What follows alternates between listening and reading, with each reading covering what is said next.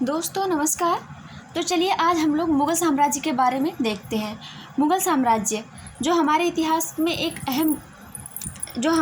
का एक महत्वपूर्ण पार्ट है। मुग़ल साम्राज्य का पहला शासक बाबर था, जो भारत पर 1526 से 1530 ईस्वी तक राज किया है।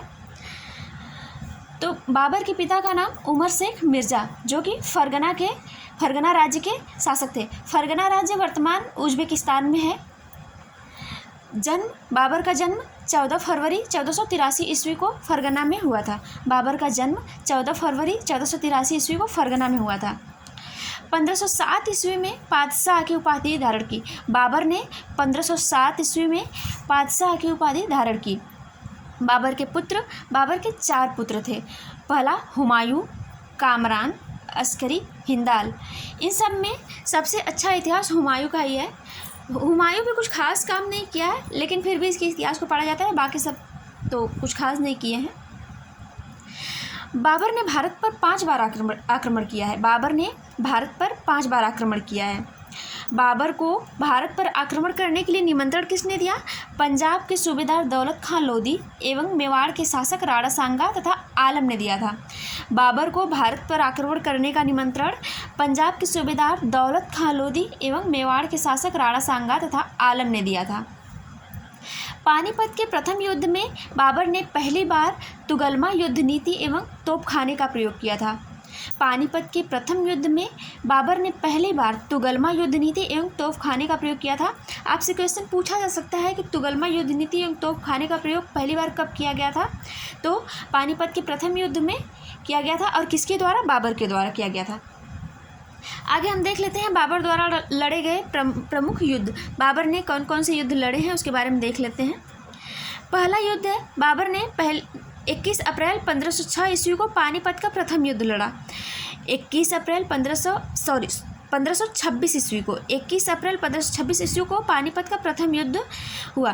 किसके बीच? इब्राहिम लोदी और बाबर के बीच हुआ था, जिसमें बाबर की विजय हुई। बाबर की जीत हुई। पानीपत का प्रथम युद्ध एक बार फिर से देखेंगे। 21 अप्रैल 1526 ईस्वी में इब्राहिम लोदी और बाबर के बीच। खानवा का युद्ध कब हुआ था? 17 मार्च 1527 ईस्वी में। खानवा का युद्ध 17 मार्च 1527 ईस्वी में राणा सांगा और बाबर के बीच में। इसमें भी बाबर की जीत हुई। चंदेरी का युद्ध 29 जनवरी 1528 ईस्वी। चंदेरी का युद्ध 29 जनवरी 1528 ईस्वी मोदनी राय और बाबर के बीच में हुआ था, जिसमें जीत बाबर की हुई है। अगला है घाघरा का युद्ध 6 मई 1529 ईस्वी में। घाघरा का युद्ध 6 मई 1529 ईस्वी में अफगानों और बाबर के बीच हुआ था। इसमें भी जीत बाबर की हुई है। आगे कुछ और पॉइंट देख लेते हैं हम लोग। बाबर ने पहली बार, मैंने बताया था वो 4 युद्ध तो अब जो फिलहाल में भारत में है वहाँ पर किया गया था। बाबर का भारत पर किया गया प्रथम अभियान 1519 ईस्वी में यूसुफ जाई जाति के विरुद्ध था।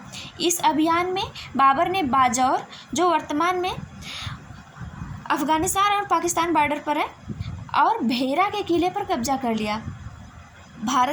बाबर का भारत पर किया गया प्रथम अभियान 1519 ईस्वी में यूसुफ जाई जाति के विरुद्ध था, जिसमें बाबर ने बाजार और भेरा के किले पर कब्जा कर लिया था। बाबर को प्रमुख उपाधियाँ कौन कौन सी मिली हैं? पहला, कलंदर की उपाधि बाबर को पानीपत के प्रथम युद्ध की जीत के बाद मिली थी।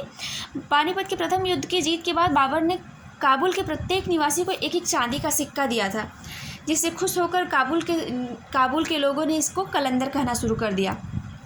और गाजी की उपाधि बाबर ने 1527 ईस्वी में, जो खानवा का युद्ध हुआ था राणा सांगा के बीच और बाबर के बीच, तो उसमें उस राणा सांगा को हराने की खुशी में बाबर ने अपने आप को गाजी कह दिया था।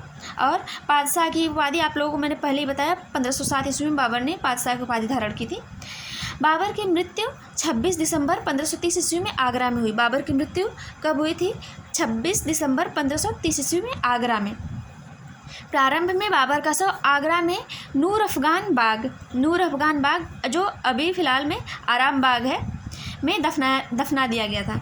प्रारंभ में बाबर को नूर अफगान बाग, आधुनिक आराम बाग के नाम से जाना जाता है, में दफना दिया गया था। लेकिन बाद में उसे काबुल में उसी के द्वारा चुने गए स्थान पर उसे दफनाया गया, काबुल में।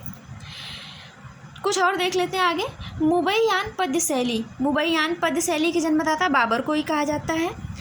भारत की सड़कों को मापने के लिए बाबर ने गज ए बाबरी नाम से ही पता चलता है, गज ए बाबरी का प्रयोग किया था। गज ए बाबरी का प्रयोग किसने किया था? बाबर ने किया था।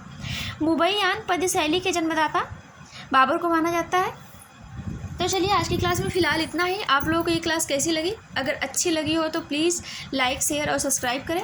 आगे आपको कौन से टॉपिक को पढ़ना है आप प्लीज़ कमेंट में बताएं। Thank you.